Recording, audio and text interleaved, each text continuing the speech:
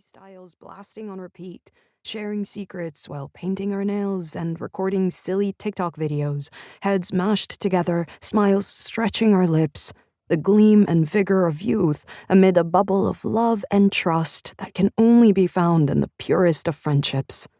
Of Ava teaching me how to be brave when the doubt struck.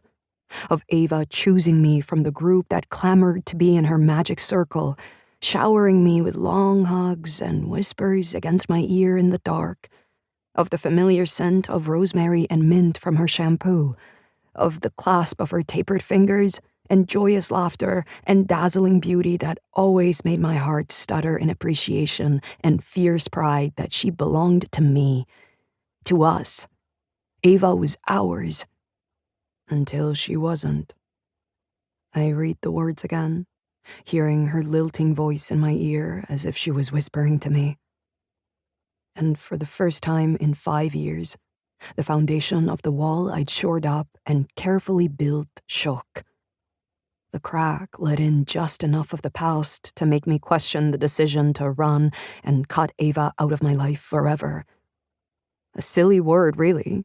Forever? What really lasted forever? Certainly not love, or youth, not beauty or lust, dreams or certainty, not even friendship, the only thing I believed would never fail. What about broken promises? Would this one steal a piece of my soul? Because there wasn't much left. I needed to salvage every bit that remained. Damn it. Why now, when I was so vulnerable? I dropped the note on the table and got up, heading to the wine rack to grab a bottle, even though it was only 3 in the afternoon. The expensive Cabernet was bold and rich with burgundy and earth tones, so I sipped it slow and paced, pondering my options. The quiet space around me that had once been my fortress felt like it was closing in on me. The expensive loft in Midtown Manhattan had been an indulgence, but I treasured privacy, and instead of hiring a decorator, decided to do most of the interior design myself. Ebony black wood floors and vaulted ceilings gave the space breadth, and the open concept rooms allowed the furniture to delineate barriers. A spiral staircase led to my bedroom, and massive custom closets were transformed to house my social media shoots. I kept the eggshell-colored walls mostly bare, allowing a few retro art pieces from fashion history. Coco Chanel, Christian Dior, Cristobal Balenciaga, and Donatella Versace all kept my secrets. The furniture was white and lush, accented with fluffy throw rugs, stuffed pillows, elegant candles, and hand-knit blankets. My kitchen was a trendy dream of clean white.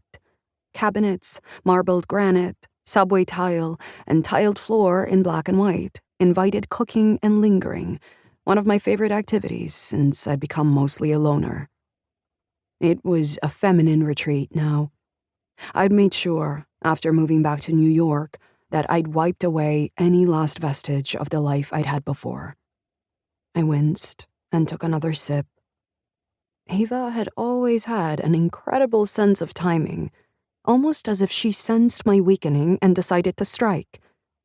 I remembered how she always seemed to anticipate when I'd had enough of the madness, the sucking energy of her need for attention and love, and it was then she transformed into my favorite part of her, the joyful, free spirit filled with a warmth I'd never met in anyone else. She'd always been a mass of contradictions, ranging from drama to a heartfelt, supportive mentor that knew exactly what was needed in the moment. Another reason it was so easy to fall in love with her. But being friends with Ava had consequences. I just hadn't known how big a debt I'd need to pay until it was too late. Scowling at my dark thoughts, I nursed my wine and eased out on the balcony. New York City was already hot and muggy, the air unable to take flight and breathe, so it stuck on my skin and clothes and clogged my lungs, refusing to budge. I used to love everything about summer in the city.